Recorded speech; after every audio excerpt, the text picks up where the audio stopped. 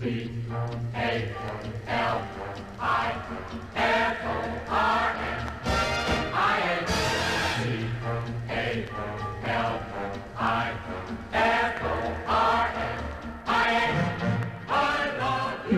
to the Free the Bear podcast, a podcast devoted to California independence, where two guys talk about how crappy the government is and how dumb politicians can be, and that there might be another way.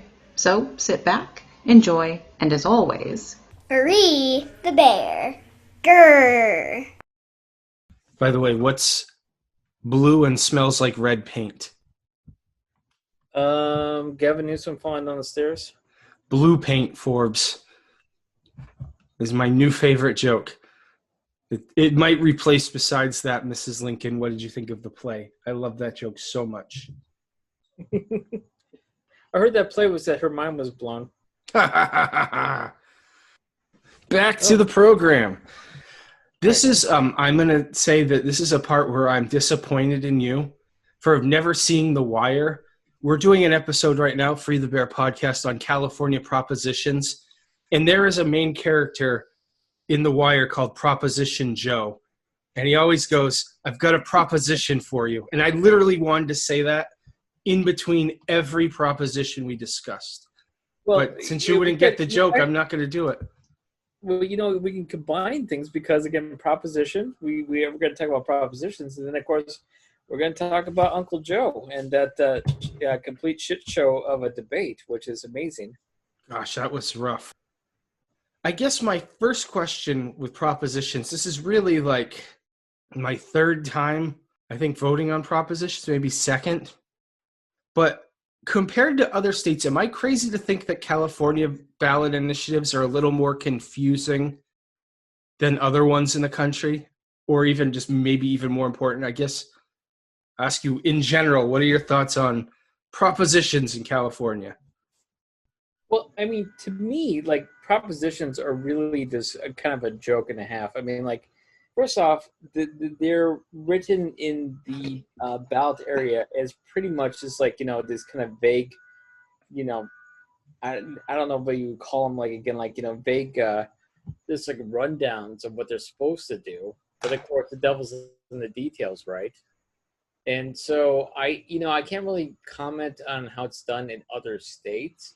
But I will just say that, the proposition system was set up as kind of like this progressive cure-all that back in like the 1900s or whatever it was, late 19th century, Californians really felt like, boy, if we put some of these major measures to the people who are honest and uncorruptible, they can really kind of like, make sure that stupid state legislature, which is owned by railroad tycoons, will actually pay attention to us finally, which was a kind of a good idea in theory, again, keeping it out to the public. But the fact is that no one understands these things. No one knows what's really going on.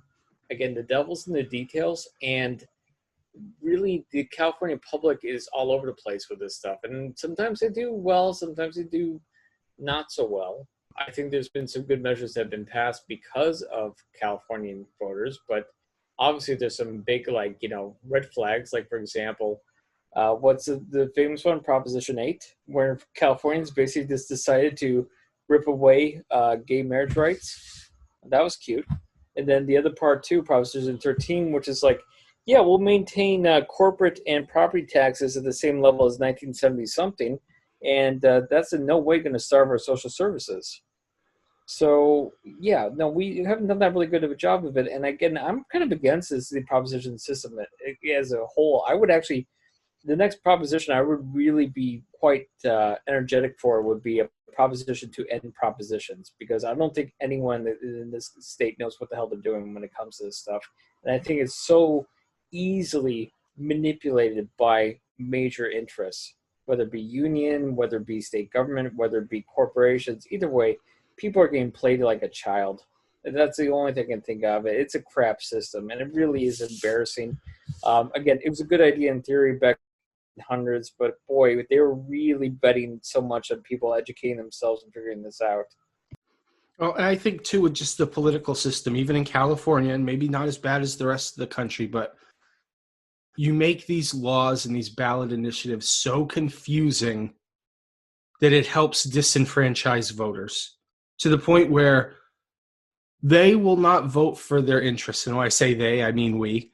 We will not vote in our best interest. We will be a sucker for the best commercial, the best wording of the proposition. It just, every one of them I look and I'm like, oh, yes, that seems to make sense. And then the no is just equally as compelling, and it's confusing. And you have to really dig deep to understand what's going on in a lot of these. And fortunately for our listeners, the California National Party has declared some yays and some nays and some no positions. So Prop 14, stem cell bond.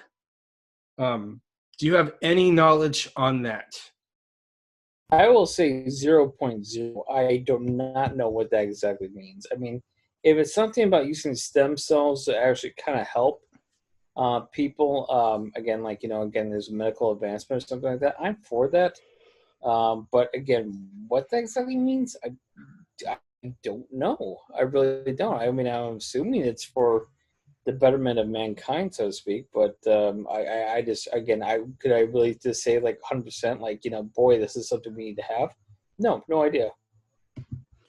So California National Party has no position on this, recognizing both the potential benefits, stem cell research, and other medical innovations, as well as questions regarding transparency at the California Institute of Regenerative Medicine and other arguments on both sides.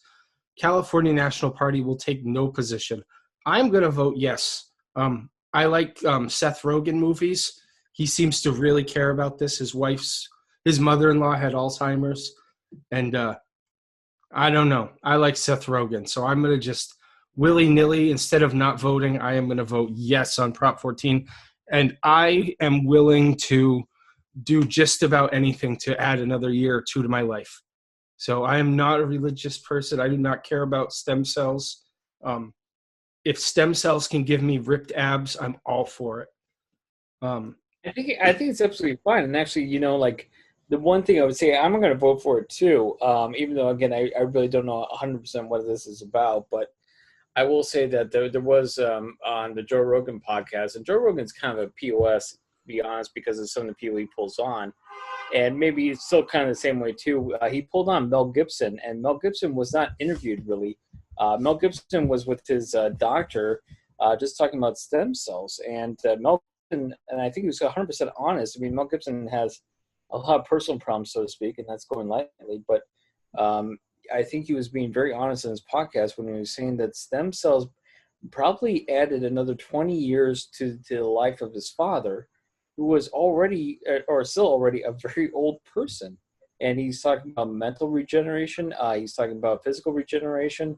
So, I mean, I'm not saying like miracle kind of, medical treatment, but it seems like there's something obviously there. And I don't think Mel Gibson was just kind of pulling this out of his rear end. I don't think he has any financial interest whatsoever. I think, honestly, he believes that the stem cells that were used to help out his father, who, again, is very elderly, down in Panama, of all places, apparently was a working strategy to help out his father. So, yeah, I think that there's something more there. But apparently there's a weird philosophical hang-up on the conservative right, which I'm not fully understanding. But, again, that's neither here or there. So, yeah, I'll go for that. And I'll even say, too, most professional athletes, if they get injured, they go to Europe and get stem cell treatment. Why not have it here and let that money stay in our pockets? Well, it's a theocracy thing. I mean, it really is. This is, we have more of like of an element with the Iranian mullahs than we would like to acknowledge. There's a lot of evangelical, hard right Christian conservative types who are more than happy to basically use what their version of the Bible is to dictate everything to every American citizen. So that's why we keep running into that crap. I mean, George W. Bush was the first one to pull this kind of, bullshit. He used it to win in Missouri. That was a big, he used the stem cell to rile up the religious right to win Missouri against John Kerry. Yeah, exactly. Well, and also remember too, like the gay marriage thing, which was, they were using that. basically they put in constitutional amendments in the state constitutions to make sure that gay marriage was banned, which is apparently we're going to have to refight this too, because not to get on a segue all of a sudden, but did you see the thing with Alito and Thomas talking about how they wanted to overturn, what's the name of it, Overfell versus Hodges, or no, I'm probably butchering that, but the gay marriage decision basically is what they wanted to overturn. I don't understand. I'm not even a legal scholar, but I don't understand how you can outlaw gay marriage. Like, equality means that you should be able to do, things equally. And I just, like, I don't agree with it, but I can justify the abortion argument of killing a life. I don't agree with it. I think it's ridiculous, but I get that argument. I don't if you're against gay marriage, you're saying, I don't believe in the Constitution. I believe I'm a I'm a Christian fascist, is basically what you're saying. Because I don't see how you can be against gay marriage and support the Constitution at the same time. Well, no, but it's just like these people will just make up whatever they want. I mean, that's the whole point of the theocracy. Is pretty much like, they feel like they're the special ones who actually have a direct line to God. The thing is that, morally, there's no reason why you should ban gay marriage. I think gay marriage is perfectly, should happen. The other part, by no constitutional standards, yes, of course that should happen. But we should also remember that the Supreme Court is a political institution. It is not some kind of neutral referee as it tries to pretend to be. And it has done reversals like this in history. I mean, not in recent history, obviously, but for example, there was a Reconstruction period back in after the Civil War, 1860s to about 1870s. So pretty much they were at first absolutely fine with racial equality and racial voting. Or again, black people could vote. They were absolutely fine with that. They were fine with, black senators and black representatives coming into both the state legislatures and then also the U.S. government. They were 100% fine with that. And then they did a complete U-turn. Plessy versus Ferguson comes in. Separate but equal. They thought that was a real thing. And that was one of the most devastating events for the African-American community pretty much since slavery before it. So yeah, they can U-turn on this stuff, and it's a scary thought. They can actually, if we could see it in our lifetime, where all of a sudden gay marriages, no, that's not happening anymore, because the Supreme Court's been stacked, and of course, our friends the Democrats will probably just hem and haw and be against it, just like the Republicans back when they were the Liberal Party in the 1800s. They'll hem and haw too, when they won't do a damn thing. So more reason why we should have our own little nation state. But I guess before we get too off topic here, let's get back to propositions. So we struck down, or we're upholding, let's put it that way, upholding Proposition 14. That's stricken off the list. What's the next one you want to go towards? I'm going to keep it numerical order. Proposition 15, which is tax related. Requires commercial and industrial properties to be taxed based on market value and dedicates revenue, I believe, to schools. So do you have an official stance on that, or do you want to hear California National Party's stance? I am 100% for Proposition 15.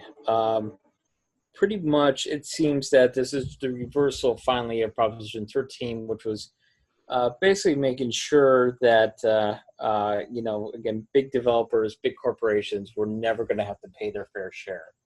And it was proposed as kind of like a tax revolt, so that California was being overtaxed back in 1980, whatever, or I think it was 79, 80, something like that. It was before even Reagan, I believe, if I get that right.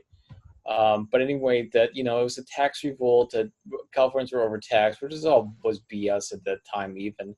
But people bought into it, and they thought they were going to actually save on their taxes. But really, what they did is that by voting for Proposition 13, they're basically voting for every major landowner corporation, real estate type, et cetera, to basically never really pay their fair share of taxes. So if that's overturning that, that's what I'm for. And that's how I understand it. So I'm 100% for that. We need to get back on board with a normal taxation system. But what is the party saying now? What is the? I'm going to tease you first. I'm going to tell you who's been donating money to it. The California Teachers Association, Mm-hmm. the SEIU, Yep. Chen Zuckerberg, also Chen Zuckertard, as I like to call her. Oh, that's a spicy one. That's a spicy take there. Other unions and foundations, people who are against it, California Business Roundtable, and other various corporations and business associations. Well, So you're in good company, and so is the California National Party. Our official stance raises revenue for both local government and California school system, while, believe it or not, cutting taxes for small businesses. I love when people they put I believe the No on 15 commercial. It just shows these poor farmers it'll kill our farm, and no, it's going to kill the huge, ridiculously large farms where they make millions upon millions of dollars. So yeah, this is good for small business because it lowers their burden of taxes, and it taxes people who have more money than they'll ever spend in their lifetime. So yeah, this is a good thing. yeah, that's what I think too. I mean, and that gets kind of back to what I was saying about the propositions. It's really problematic because the propaganda that gets poured into these, for or against, you're saying, they present these images of the poor farmer crying in his fields and going, why does Gavin Newsom want to kill my family?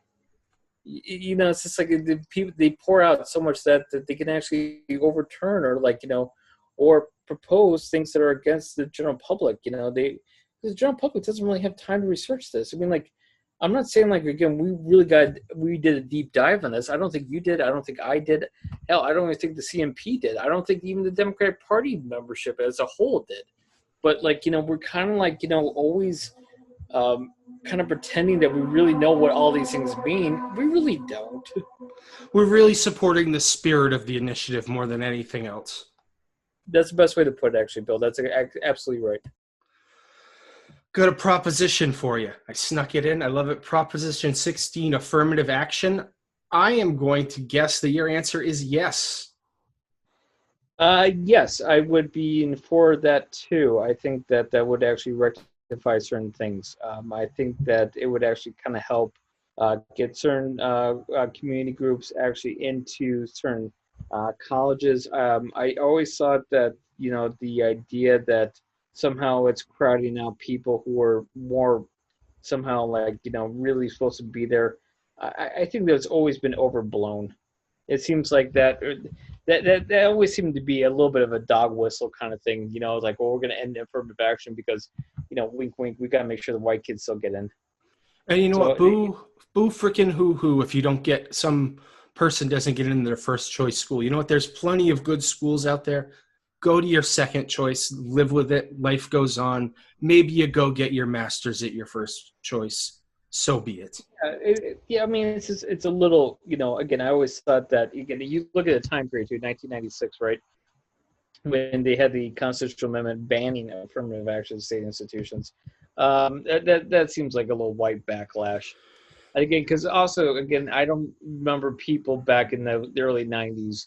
I don't remember white kids crying in the streets because they couldn't get into their schools. That wasn't happening. I think this is an honest effort. The only thing I would just say too, but as a caveat, is that again, I don't even know what the details are, which goes back into the whole problem with the propositions. So again, it might be more problematic than I might think. But I will say this, that I think one of the things that needs to be focused on a little bit more, besides race, I'm not saying race is not an issue at all. I'm saying it's a major issue. But I think one of the things that would be important in any kind of affirmative action measure to really pay attention to class and actual financial backgrounds. I think that what has a lot more weight nowadays, because we're not out of the woods yet by any means, but it seems like we're hopefully kind of inching towards a post-racial kind of atmosphere, and I think that financial and class has a little bit more bearing of like your ability to get higher in life as opposed to just race. Because like for example, there are rich African Americans, there are rich Latino Americans, et cetera, who can get ahead maybe easier than their white compatriots because of the fact that, again, they do have the means. So, but again, I support this measure, and without being pedantic, I would just say that this is important, but finance and race, I think that you got to pay attention to those things. And I want to add on to the financial part. I think a lot of the racial tension in America comes from the Midwest, where through automation, NAFTA, the white middle class has been stripped down to being dirt poor now. And I think a lot of people look and they don't know all about affirmative action. They're like, I'm just as poor. They're getting special treatment over me.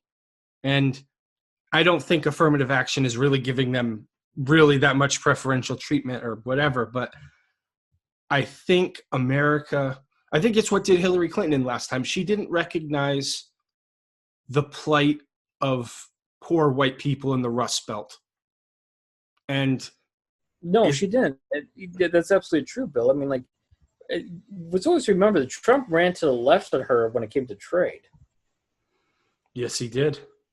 Yeah, which made sure that, again, he was actually saying that, hey, Michigan, hey, Wisconsin, I heard you. Your factories have been closing. I'm going to reverse that. Hillary Clinton never thought that. Hillary Clinton was just like, well, again, it's we're all going to pull together something vague, something platitude, something. By the way, affirmative action on Prop 16, I, with the California National Party and you, say yes. Official statement, the CNP's 2020 platform recognizes that institutional racism is compounded by a broad lack of diversity in local and state government employment and calls for affirmative action hiring initiatives for executive and mid-level positions across all state and county agencies. We therefore strongly support Prop 16. I want to add on to this.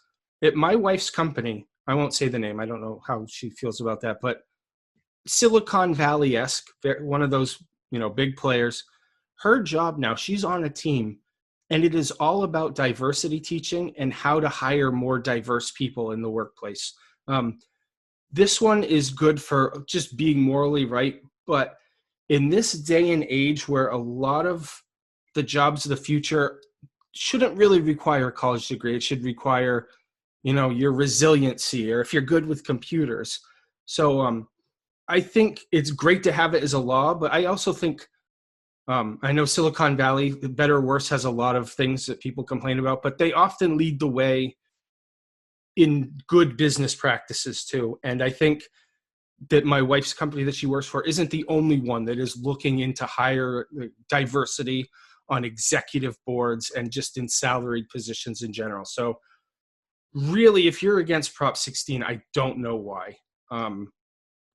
Yeah, I think it's just because people don't understand what exactly means. Like, again, like you said, like, it's not that big of a deal. It's kind of like a help for like certain communities, but like people are kind of like, people get a little bit paranoid about that. I would say, like, when it comes to like the board of directors thing, I think like, Bernie Sanders had one of the better ideas about how every company would have 1/3 of the board of directors be actually elected by the workers themselves. And I think that would be an important measure too. They actually bring forth diversity because you would actually showcase the actual workforce. Yeah, it's a great idea for the business too.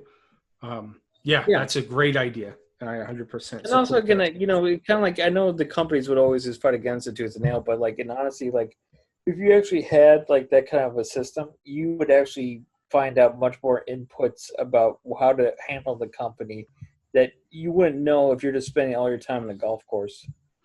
And companies do better when they have more, when they give more money to their employees and they have more involvement in decisions through the employees. There's do you know who Dan Price is? Does that name sound familiar to you?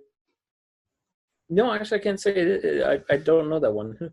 He is a guy in Seattle whose company, he paid every employee $70,000 Okay, now I get what you're talking. Yes, the Rush Limbaugh came out against him and said like that socialism will destroy that company.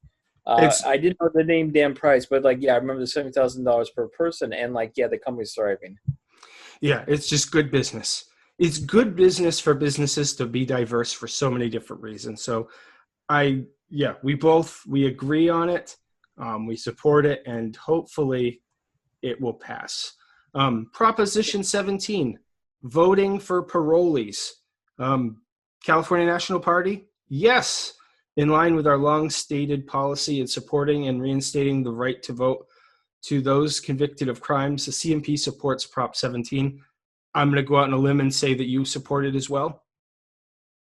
Yeah, I mean that was a tough one. Yeah, I know you know where I was going to go on that, but yeah, I mean it's just like again, if you're on parole and stuff like that, I mean that's why I don't understand like the certain measures that are done, like to make it like if you have served your time and you're out of jail, I don't understand the kind of punitive measures that come afterwards because you're kind of first off it's making it harder for that person to actually assimilate back into normal society. You're making it incredibly difficult, number one, and then number two, the other part of it is that you're having again you did your time. It's just like but you're kind of giving an indefinite life sentence, right? Like again, if I steal a car but I can't vote again, which happens in other states, if I can't vote again, it's just like, okay, now I'm a second-class citizen. So like now I'm not part of anything here, even though I did my time. I knew I screwed up and I did my full count. Again, we're not talking like small periods of time. Like you have people who are doing 5-10 years at a time for theft. Those are years that eat away at you. So like I don't understand why you have to keep going back to it. Sex offenders is a different thing. I think there's multiple things that need to be done with that, but and I don't want to go down that road in the meantime. But I'm just talking as a general rule.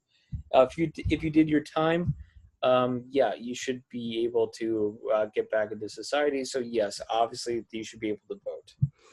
I support it. My only one, I mean, sex offenders, I can go either way on, but if you deliberately kill a person and you take that person's right to vote away, I'm on the fence. I could go either way. If someone said, we are going to pass voting for parolees, but we're going to draw the line that killers cannot vote if they get out, I would be willing to make a compromise there. But I think what we're looking at more or less is African American or minority people who commit small crimes that get put in jail and then their votes are taken away. That it's more or less a conservative way to suppress voting in minority communities that tend to vote against them. Well, it's also, I mean, it's not even that. It's just like the fact that, like, you're not helping with any kind of rehabilitation. The whole point of like the prison system is supposedly to punish and rehabilitate. So you take away that part of the equation, and none of these people feel like they're actually part of society.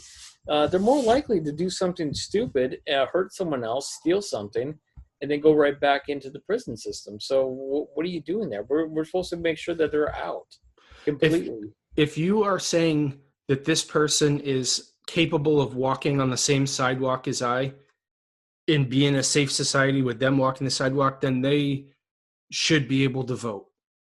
Yeah, you're either, if they're not ready for the real world, keep them in prison. Although, I'm not a big fan of prison. But what I'm saying is, if you're out, you have the right to vote. I think that's a no-brainer, along with Proposition 18, which I actually wish would go a little farther, making the primary voting age 17 just makes so much sense. If you're going to be 18 in a general election that's coming up, I think at age 17 you should be able to vote.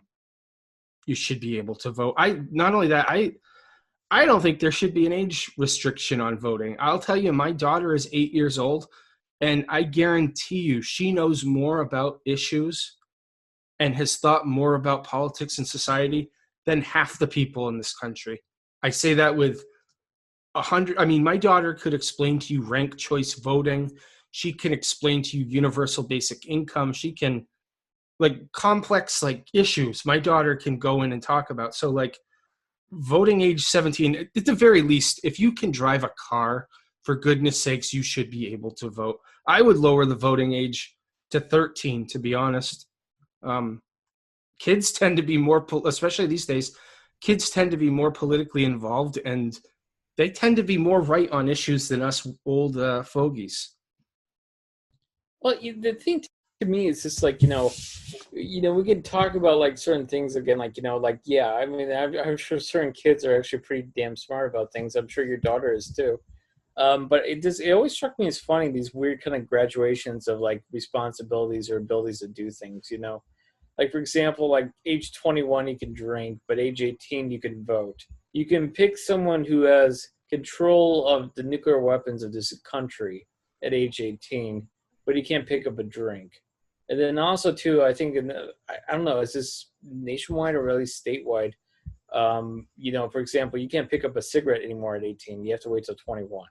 But you can get to a car, which is a 3,000-pound, metal device that you can fly down the freeway at 100 miles per hour.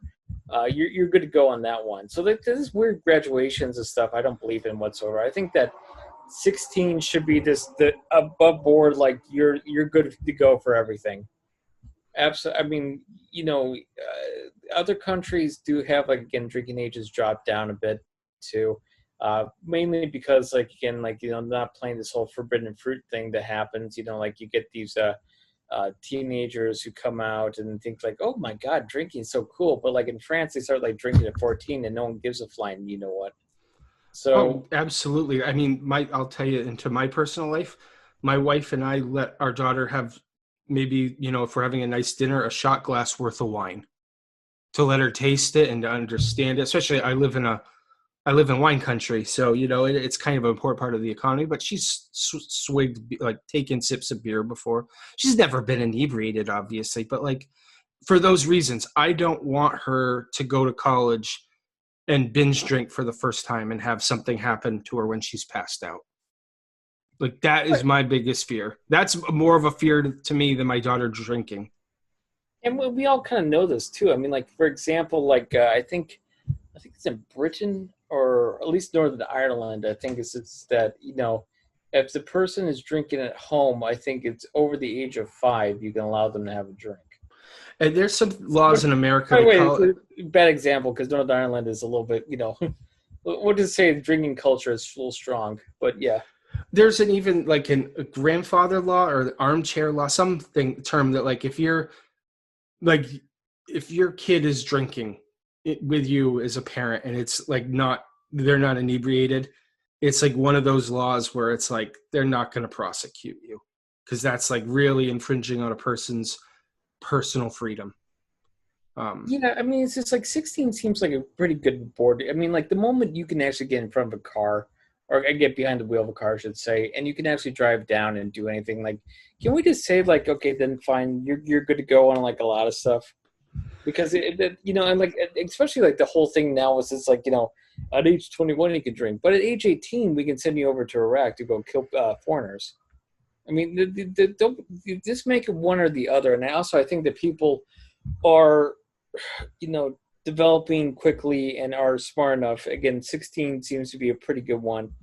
I mean, other countries, we're constantly bringing in like 16-year-olds even fighting the armed forces. I'm not saying that's like the most right thing in the world, but 16 seems to be like, again, like, if you're in charge of one major thing, then let's just make it that way. Like, otherwise, let's just switch it up. Then, what, if you're saying like, for example, 16 is too young, then, well, at 16, you don't get to drive. Then maybe we should just make it a blanket thing at 18. 18 is everything. If 18 is voting, 18 is driving, 18 is drinking, 18 is smoking, et cetera, et cetera. Make it one thing or the other. Don't do this whole stupid graduated crap. It's really just kind of like such a silly thing. Again, like, if you're going to give the keys to a car that can go hundreds of miles per hour, that has, it's a ton of metal and machinery, don't all of a sudden be like, oh, well, like, you could do that, which is horribly dangerous. But no, you can't drink yet. But you could smoke at 17, or you could do this at 21. Let's just stop that kind of crap. But just make it something more rational. I think it's just it's a weird kind of like I don't know, older generation thing where like they didn't trust people, maybe for good reasons, maybe for bad reasons, but again, there was no real kind of true rationality shown about what they were doing. I'll tell you a funny story and we'll move on. In my town, at least under my circle of friends, but I think it was really more of a town tradition that people on their 18th birthday would go get a pack of cigarettes, a nudie magazine, and scratch tickets from the same convenience store.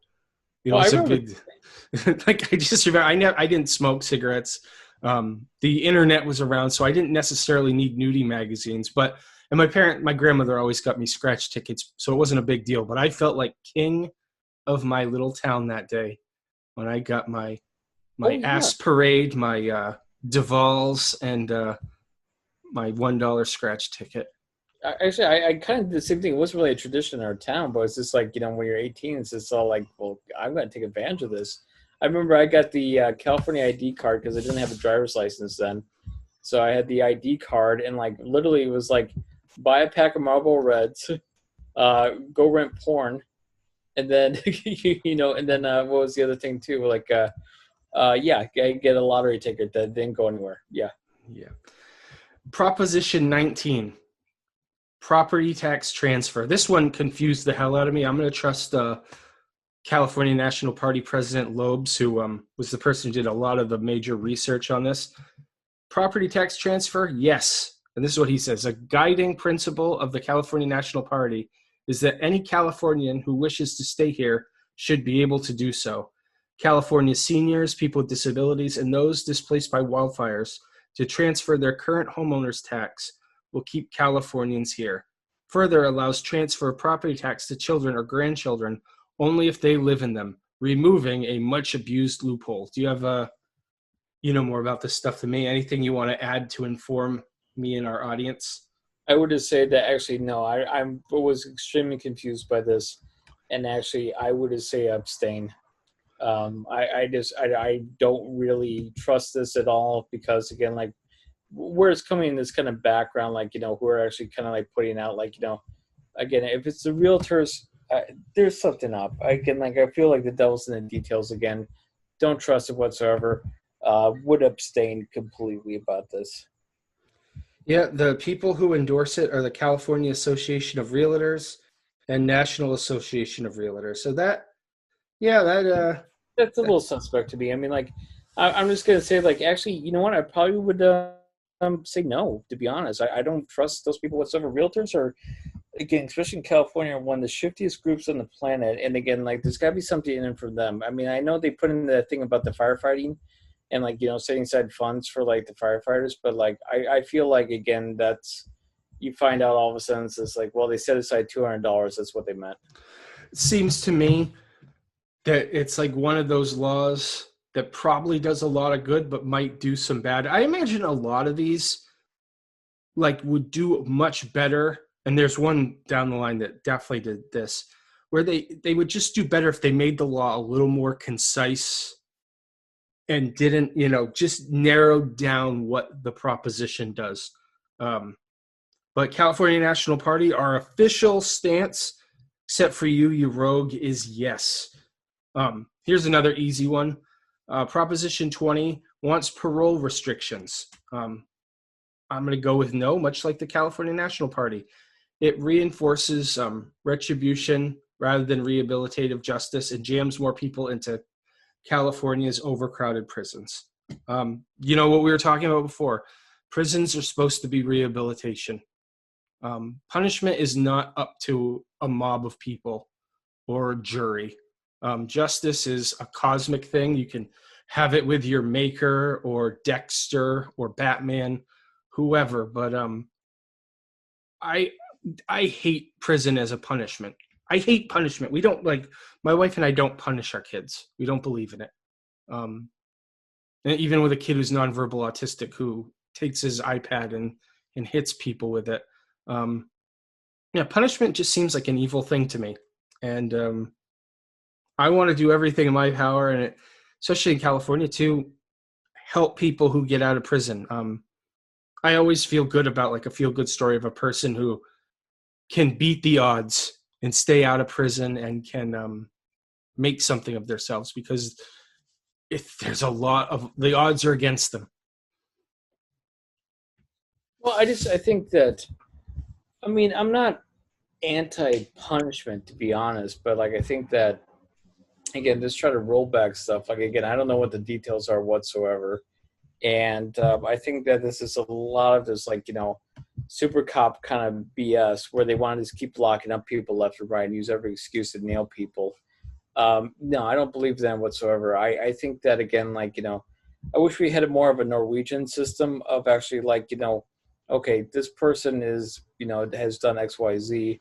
They get locked up, but the point is that when they're locked up, they don't want to come back, but they're not put in a situation where they come back easily. And this sounds like, again, like, this is just like, Republican tough cop talk that, has no basis in any kind of rational system. Rationality has to be the most important part of the justice system. It's not about just like punishing people to feel better. It's not about vigilantism. Basically, like, hurting people because they've hurt others. As much as we would like to, the whole point is it's not an emotional response. It's supposed to be a rational response. And I'm sure this is not rational at all. And I'm sure this is basically this, again, a little bit of backlash of what Brown was doing. And again, we're going to just stuff our jails full again. And so the prison guard union gets another, like, $200,000 per person bonus. I mean, no, we're not going to do that. So absolutely not. And I'm going to throw out a question that I'm 99% sure you know the answer, but which political group or association is the biggest opponents to marijuana legalization?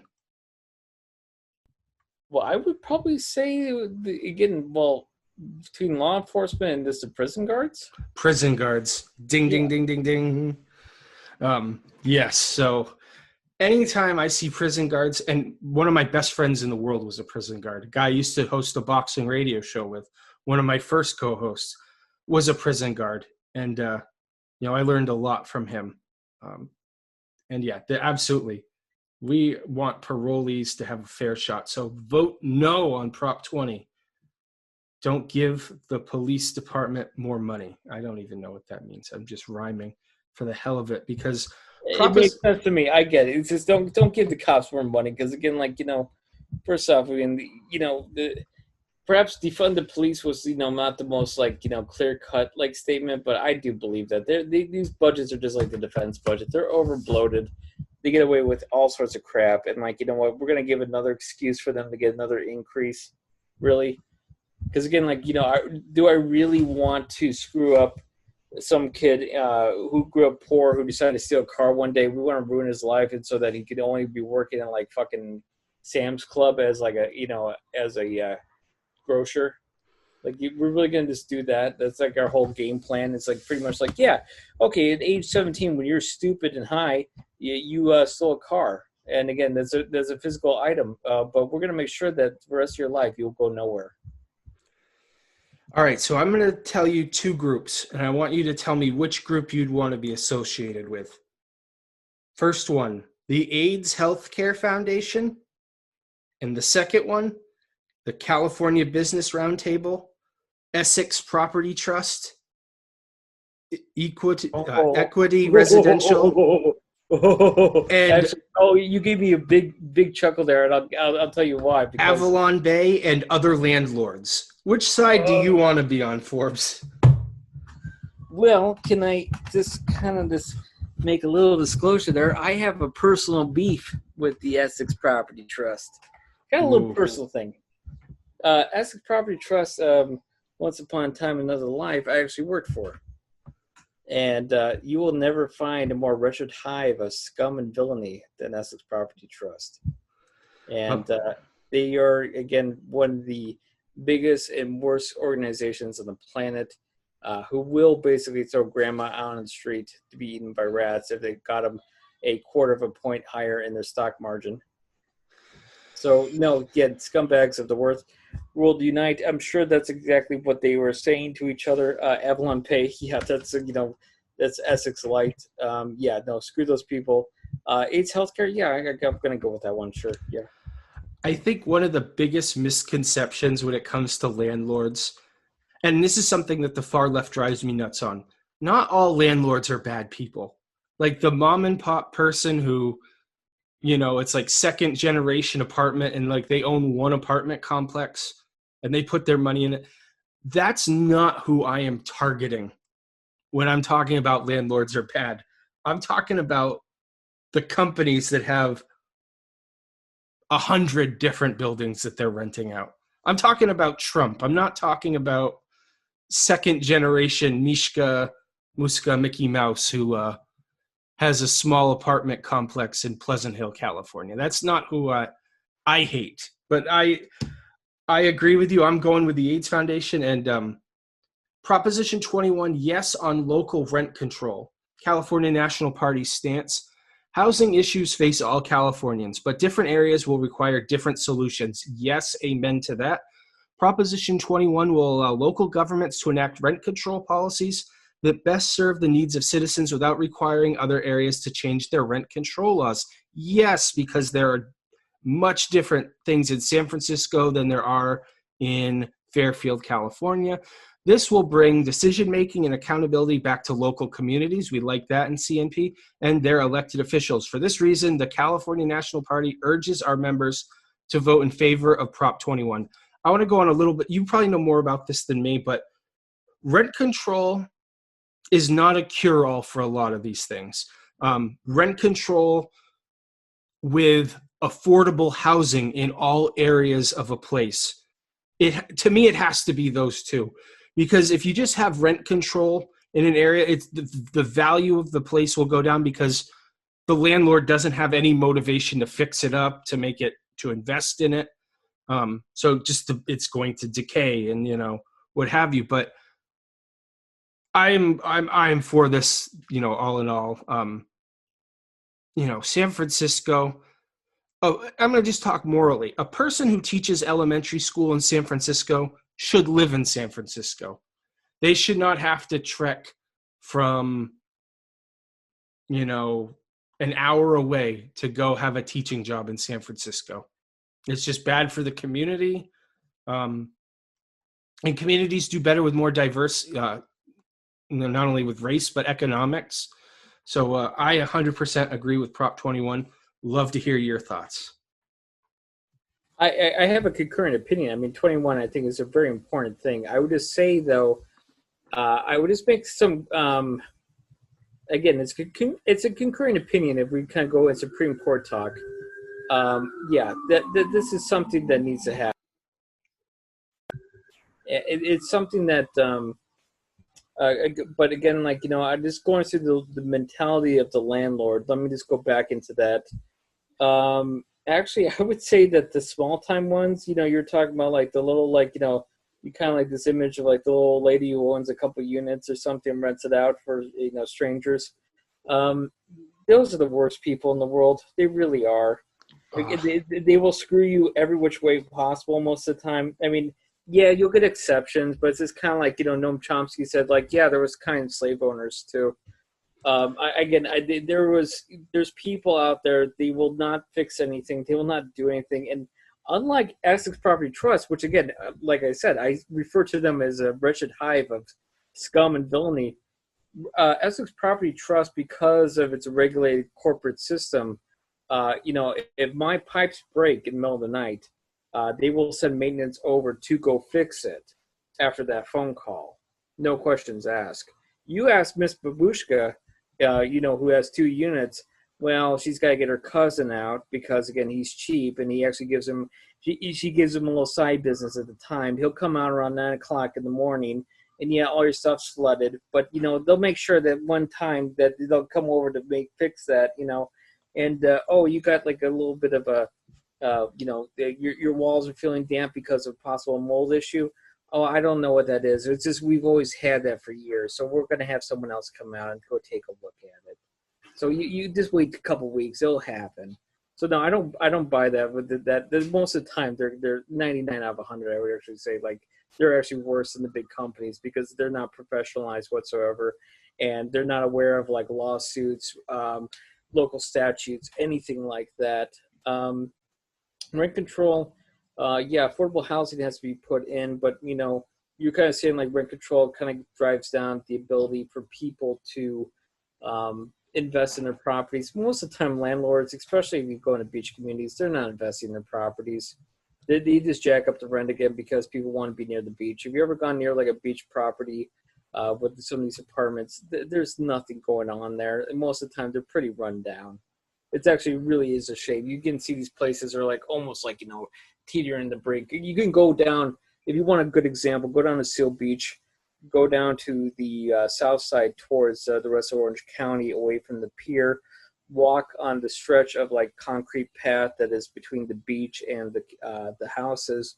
Take a look at some of those houses that have been up for rent over the summer. They're now like, people have moved out and like, again, it's back up for rent for fall. They're not maintained. There's no maintenance whatsoever. I don't think rent control would have a damn thing to do with any of that. So again, like the landlord class is, pretty parasitic, and until you have stronger, controls, affordability issues, it's not really going to change. And again, Prop 21 is actually kind of the first step in the right direction, but it has to go much, much further. I don't find anything appealing or worthwhile with a lot of the landlord class. I think it's a romanticized image. I know you're kind of saying like, again, like they're owning something, they're saving up for something for the retirement one day, and they put their heart into it. No, most of the time, don't give a shit about anything. I will say since I've been in California, I've had nothing but good relationships with my landlords. Were renters. My guy was a dentist who had a house. He rented 3 condos, kind of like townhomes on the side. We had nothing but good relationships. So props to my former dentist / landlord. But I'm going to say this, like California or America in general has to have a real serious conversation or discussion about housing. Is housing a right for all Americans? Like what I don't understand is, I guess it's becoming more trendy, but I love it. Like there should be more storage crate homes. There should be more tiny houses where, people can have a place. I'm not, a roof over their head, a place to take a shit and a shower. That should be guaranteed to everybody. And it would be cheaper to do. There's actually I don't know if the stat is true, but people say it, and I just take their word for it, that there's more housing than there are people. In a sense that, like, I've heard that multiple times. Yeah. Like, let's just, gosh, and this is my inner libertarian Republican from days past. If I was a homeowner, nothing would drive me crazier than a homeless camp near my neighborhood, because that's just going to drop the value of my home. And for homeowners, for middle-class people, the value in their home is their investment. So I would rather just save some money and give homeless people a place to live. And I understand homeless people don't want to all live together in like a gymnasium where like they have no privacy. Let's build everyone a tiny house where they can stay and not be homeless. Well, I mean, that makes more financial sense in the end, because again, you're not paid. I mean, like, again, if you want your home values to go up, what if you say like your town is like one that has completely cured homelessness within its borders? Like, again, like you don't have that problem. You don't think that's going to attract people? Actually, it's, again, the capitalist class is actually working against itself in that way by like not spending money. It's like, if you make this all clean and nice and like really pristine, and you didn't see homeless people anywhere, you have there's more people incentive to actually like buy up your places, or actually, start flipping things. Again, it's very counterintuitive, and it's very dumb actually on their part to keep doing that. I think that affordable housing is a right. I think it's a human right. Again, like, I think there should be kind of a floor system, like, for example, you don't fall below this. Like, for example, I'm not saying you should have the Taj Mahal as your home, but you should have a right to have, like, a studio apartment or something. Again, I'm not saying place with a pool, parking that's perfect, all this kind of stuff, but this, like, bare minimum housing, you should get that, so you're off the street, number one. Number two, you should have health care. You shouldn't have to worry about that. Number three, you should be able to have an education without having to be in debt forever. And number four, you shouldn't starve to death. That's it. I mean, I'm not saying anything else. I don't think, again, like, you should have, like, the newest, what is it, Maserati in your garage. And I don't think you should have, like, again, every meal is a lobster dinner. And I don't think you have the automatic right to go to Harvard. But I think you should have those things. And again, like, other countries do this, and they don't turn into, like, having like massive skid rows. They're just an eyesore, embarrassment, danger, and also just plain inhumane around. Yeah. So, I mean, I guess it's a good start. Good starts, I guess, are better than bad starts. But yeah, I think just financially and ethically, I think that's going to be the next progressive thing that people talk about is housing a human right. So yeah, and this bill, it also seems that like it gives power to the community itself, and that's something anytime that you can give power to the town over the county, or the county over the state, or state over the national government, I prefer it. I know that makes me seem unprogressive in ways, but I'll always say, it's easier to yell at your state senator than your U.S. senator. Yeah, no, actually, I think that's actually, you're right to emphasize that more. Local communities should have that control. There's no reason why it should be this an ultimate kind of ban and you have to go to Sacramento for everything. No, it should actually happen like that. Again, Long Beach, San Francisco, San Diego, whatever, should be able to sit down and be like, look, how do we figure out like the rent control for this, and how do we control it? Because also, again, they're answerable to the voters. I mean, if they put in a stupid rent control system that does not work, they'll be the first ones in the firing line, which is the point of democracy last time I checked. So here's one that I have my biggest conflict of interest with the California National Party. And this is where you're probably going to think of me as a Martian. Proposition 22. California National Party wants no on this. And Proposition 22 is to classify Lyft, Uber, app-based drivers to be independent contractors, and enact several labor policies related to app-based companies. So this is where I'm conflicted, because I was a contract worker when I worked at a nonprofit teaching chess. I did not get health benefits. I didn't work full-time, but I got paid $75 an hour to do something I probably would have volunteered and done for free. I worked, the people there was a nonprofit. The people were super nice. I loved my job. Absolutely loved it. The best people I ever worked for. And as I know a lot of Lyft and Uber people who love the freedom of being a contractor gig worker, in the sense that it's my second job on the weekends, or like in my case, I would consider doing it. Like, my wife pays the bills. I could get a job working Lyft if I were ever sober enough to drive. No, I kid. To pay for fun things, to pay for a vacation. So I'm conflicted. And even in the California National Party position on this, many of the problems with this, that underlie the issue, could be resolved with a universal Medi-Cal for all, a negative income tax, and a universal basic income. Where, like, if we had as we were saying, if we had your poverty prevented, that you had a real solid floor, a foundation, these things, you wouldn't have to unionize gig workers.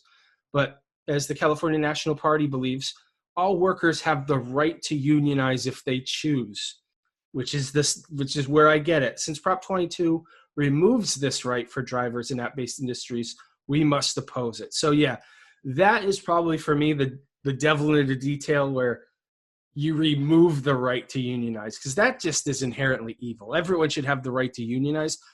The irony being, I think most people who work gig jobs kind of like the freedom. Like, with my job where I get $75 an hour, if I had to have like union and like healthcare provided for, I'd probably make $35 an hour, and it wouldn't be as good as my wife's benefits that we're already getting. I always just wish there'd be an opportunity where you could choose the cash or the benefits, because for some people like me, who's, you know, married to a sugar mama, I'd rather just have the cash benefits. Well, I mean, to me, like, I agree with the CMP on this because, again, like, the right to unionize, I think is very important. I understand what you're talking about. It's like the flexibility, the ability to be an independent contractor, all that is kind of good. You know, I played around with Lyft too on the side actually to get a little extra money. And, you know, I went out for like, you know, a day or two a week, you know, whenever I felt like it, just to kind of get out of the house. And also just have a good excuse to go over to like San Pedro or something like that, or go out to Los Angeles without having to really pay anything. You know, so again, it was kind of nice like that. And again, like, yeah, in this perfect world where, like you said, like, you know, you have a universal basic income, you don't have to worry about your health care insurance, like it would be a perfect job, but we don't live in that. I feel like, again, like this is the companies basically trying to screw the workers one more time.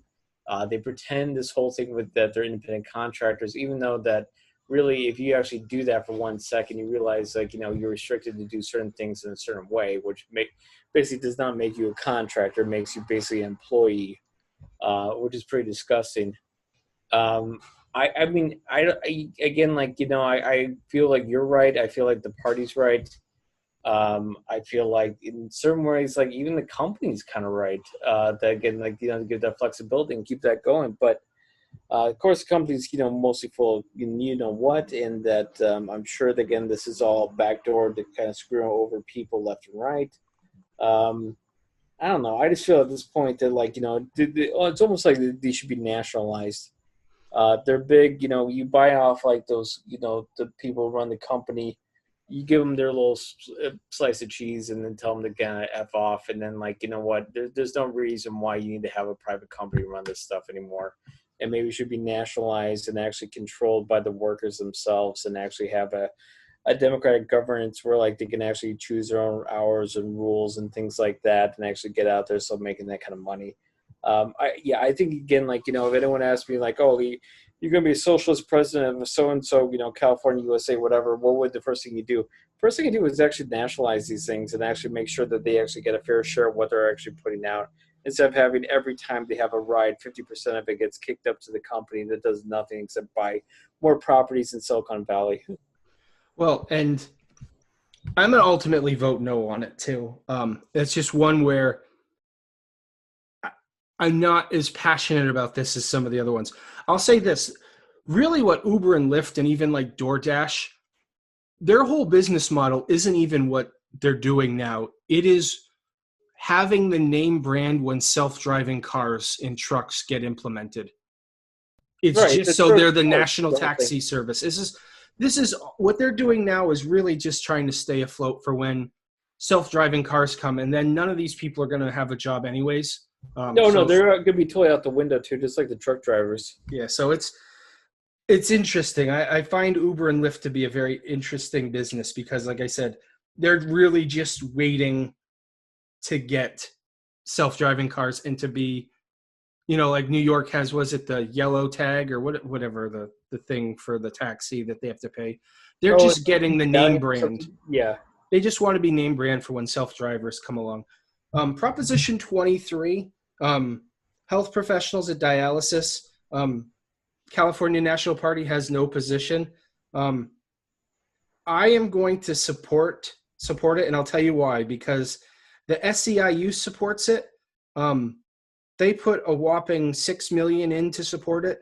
DaVita dialysis machines and Fresenius dialysis machines. DaVita put $60 million to vote against it. Fresenius $26 million, and yeah, anytime I see a massive corporation put $60 million to vote down something, my instinct is that it should probably get passed. So that's one of those where I'm literally just looking at who donated, and Yeah, I'm going to go against them. Yeah, right. That's my thought process too. It's like, again, it's so lopsided, and also, again, like, you know, I kind of like a general rule of thumb for me. It's like I trust a union over a corporation anytime. So yeah, I would agree with that 100%. Yeah, that one is super confusing. I'm not a doctor. I won't try to say more than, like, I just look at the people who are opposed to it, and I'm gonna go for the little guy. Now, California National Party has no position on Prop 24, and the thing that people seem to be the problem with Prop 24 is it seems to be a very confusing written law. I am very much for Prop 24. You know what is more expensive than oil right now, Forbes? Your personal data. I've I heard don't. this analogy before. Yeah, you're right. People don't realize when they go on Facebook, Google, all these things, their information is being harvested. First of all, there's AI like programs that can target advertising, but more important than that, Google is building AI.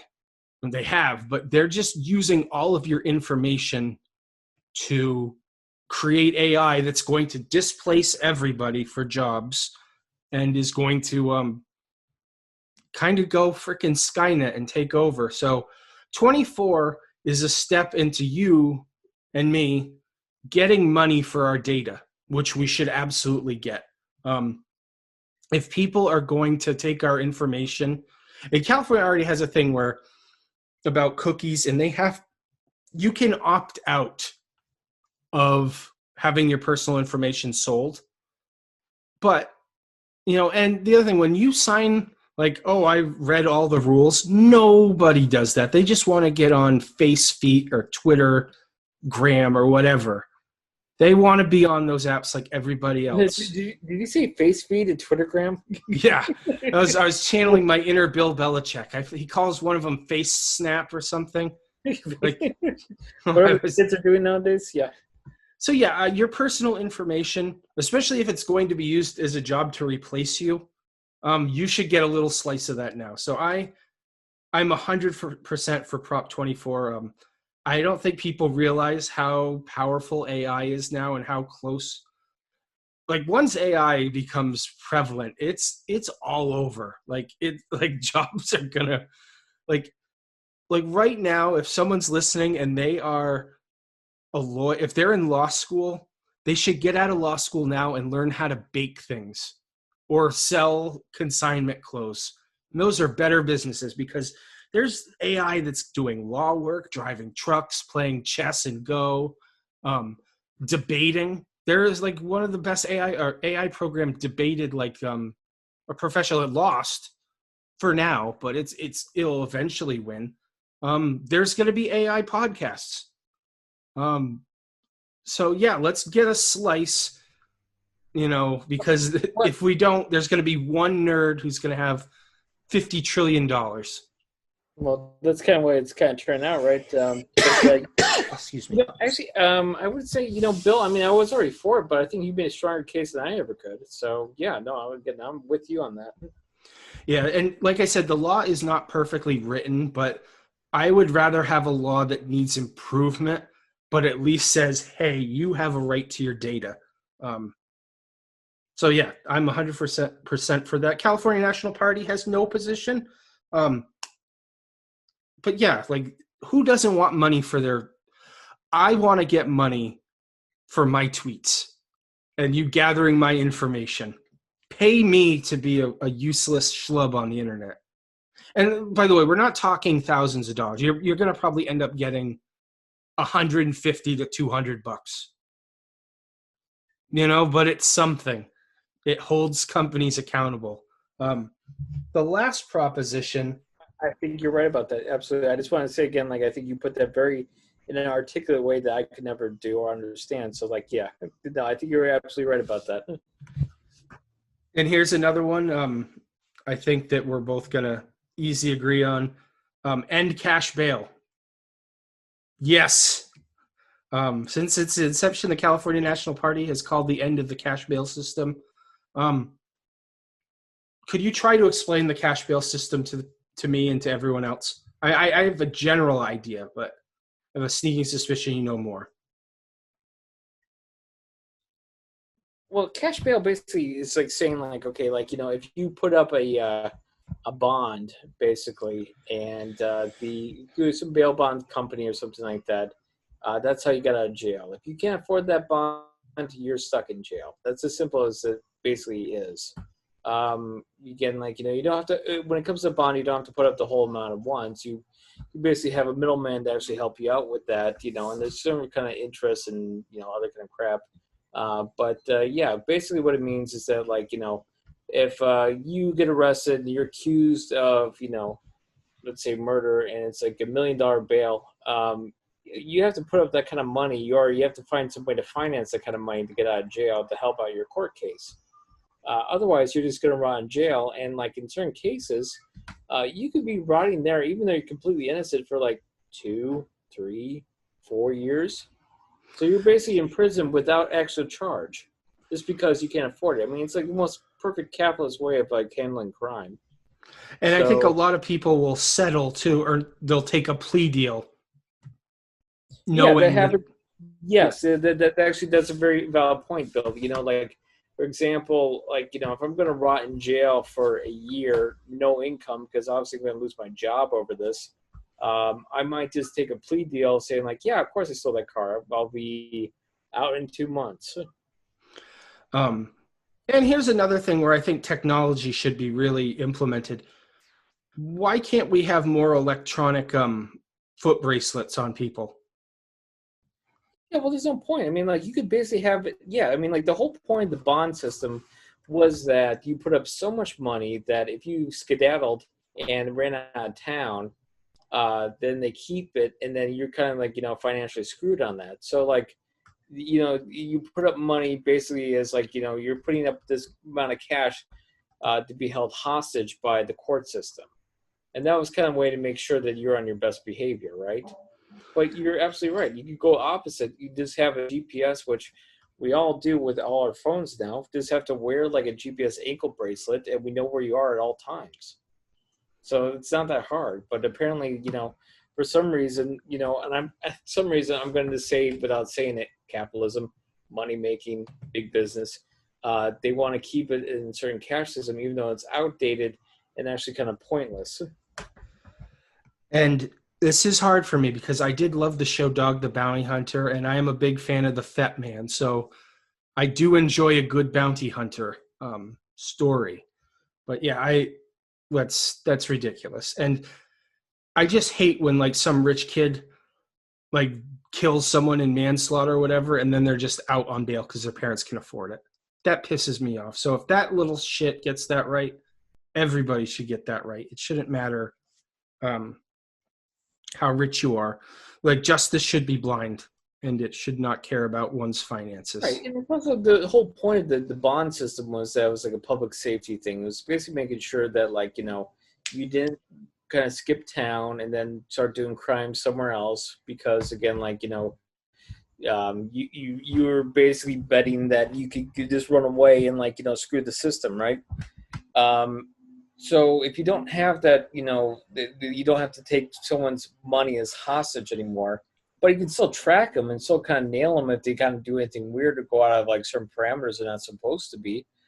Why don't we go to that? And it saves everyone a bunch of trouble, and it eliminates the classism of the entire system. Because if you say to like some guy who's just like, okay, I'm like 32 and I work at like McDonald's or something like that, there's no way I can put up a $60,000 bail. And technology has gotten so good that putting a GPS on someone's ankle is way cost effective compared to the current system. But there's certain interests that don't want to change it. Mostly it's the bail bond companies. And I think there's also like there's certain elements of like the law enforcement that for some reason they like the old system like it is. Like they don't want to go through the trouble of actually having to log in and see where someone is, like, every like 8 hours. Well, there you have it. Another episode of the Free the Bear podcast. Thank you very much for listening. If you can, give it a thumbs up. Even if you didn't like it, give it that good old thumbs up and subscribe. I'm very old, but I've been told there is a bell that you're supposed to push or ding or something. So do that.